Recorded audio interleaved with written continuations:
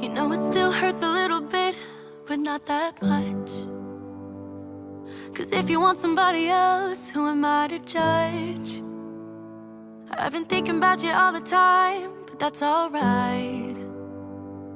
I'm starting to get used to it, think I'll survive. I met you in the summer, when you left it was cold. Said we loved one another, guess that we were wrong. I met you in the summer, my love was out of control. I've been going crazy without you so long.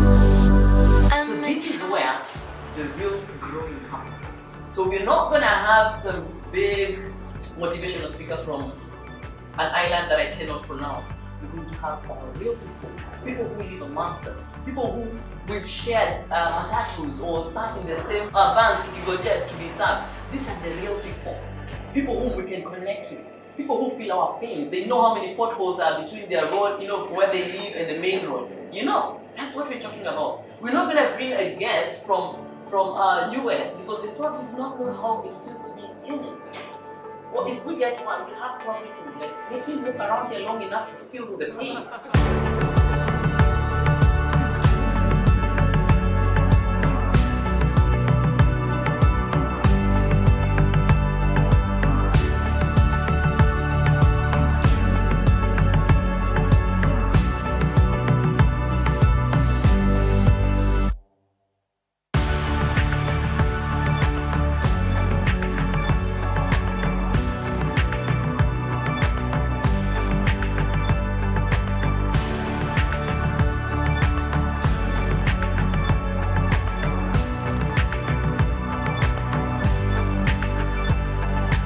When I was born with a spinal bifida. What is a spinal bifida? In simple terms, a spinal bifida means a crack in the spine, and wherever that crack is, there is no skin. So basically there is a gap, because that crack protrudes and it cracks the skin. So I was born in that condition. Now obviously when a couple is expecting a child, there is that excitement, happiness, and suddenly a child comes out with a challenge. So first and foremost, for the parents now to digest that, to absorb that, it's difficult. Even today, even now, I come across lots and lots of parents who actually sink into that depression, who literally cry, don't know what to do. Well, I cannot comment on how my parents must have felt at that time, but I'm going to talk about my journey. So that's how I was born. I was already born with a challenge. From the labor room straight to the operation theatre. Unfortunately, the day I was born, there was a major train accident in Voi, so there were no doctors in town. A surgeon had to be sourced out from somewhere, and he came. When he saw my condition, he just told my parents, I will do the surgery, but she will not be normal. So be prepared, because it is to do with the spine. That crack was just above the hip. So after the surgery, I lost my walking ability, though I walk with my crutches, but yeah, just not like any other person. I was in plaster, literally the plaster, when you have a fracture and you see people having those plasters for the first 6 months of my life, from birth to 6 months. So nobody was allowed to touch me, nobody was allowed to do anything with me. I was under observation for those 6 months with nurses and doctors. My mother was not even allowed to breastfeed me, she had to bottle it up and then feed me. So it went on for 6 months. I came out of that plaster and I was put into metal. When I say metal, I was literally wearing crutches of metal starting from waist going down. Not only that, there was no control of passing stool, urine, anything. So for up to the age of 9 years, up to the age I turned 9 years, I was wearing diapers, I was wearing nappies. So my mother used to come to school every day at 10 o'clock, change my uniforms. That's my break time. In my break time, I'm in the washroom. And to top it, at the age of 6 years, I got my periods. I was in standard 1. I had no clue what was happening to me. My mother had to guide me. Those first 7 days, I was at home, literally at home. I didn't go to school. My teachers were very nice, very cooperative.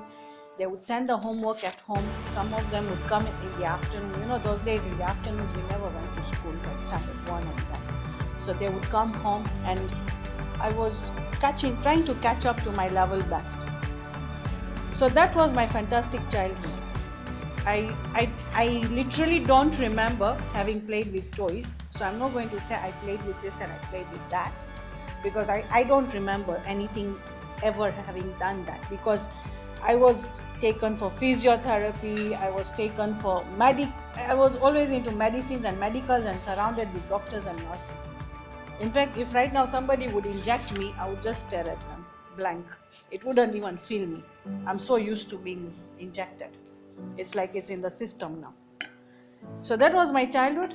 Getting a school for my parents, for me, was also a challenge. Those days, 70s, we only had 2 schools, if I can remember. One was Potris and one was Aga Khan Special School, which is now a doctor's plaza. And those schools, they had mentally challenged children as well. So my parents didn't want me to go there, and they said no. Luckily, fortunately for me, I got an opportunity to go in a school where there were able-bodied children. So I have literally grown up in a surrounding whereby I used to see able-bodied children. Although I had my own ups and downs and my own challenges, I didn't have friends. I had 1 or 2 friends, even those were from my community and one from the school. Nobody wanted to come near me. One reason, I was wearing nappies. I had no control of passing urine stool. I got my periods. At times I would be stinking. I faced a lot of ups and downs, to the extent that when I came to a point whereby when I did my KCPE, my standard 8 exams, and I told my parents, pass, I'm not going to school anymore.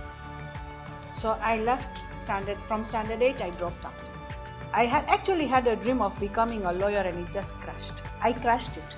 I said I cannot go further. I just had to give up. Because at the age of 9 years, again, my kidneys failed. When I turned 9 years, both my kidneys failed.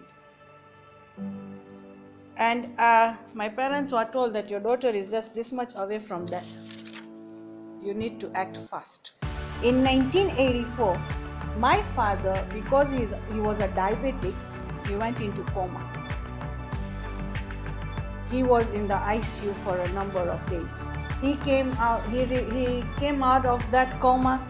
He was paralyzed. So literally all our savings was vanished. No money. 1985 started, and I was diagnosed with kidney failure. So my father had no money to do my surgery. We had the one house that we were living in. He sold it. It took a year. So that 1 year I survived on drinking measured water, literally. I forgot the taste of salt. I was just eating boiled food and without salt and without any masalas in it or any kind of taste. So I survived like that for 1 year. But I continued going to school even in that condition. I didn't give up. I said, no, I'll go to school. Because for me, I was going to school for the sake of my family. So even in businesses, you come across so much, ups and downs. Oh, because of this man, I made a loss of this much. There is disagreements and agreements in your life, not only in your business, not only in your family, but in everything that you're going to do in your life. So are you going to give up on everything? So the best way to live life is just let go, forget, forgive, for your own reason. If the other person wants to talk to you, fine. Doesn't want to talk to you, it's okay. You have sorted yourself out.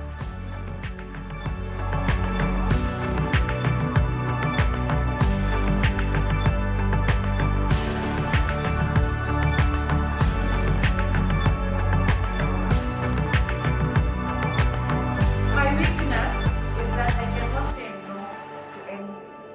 Or rather, I could not say no. But as I went through counseling, I realized I could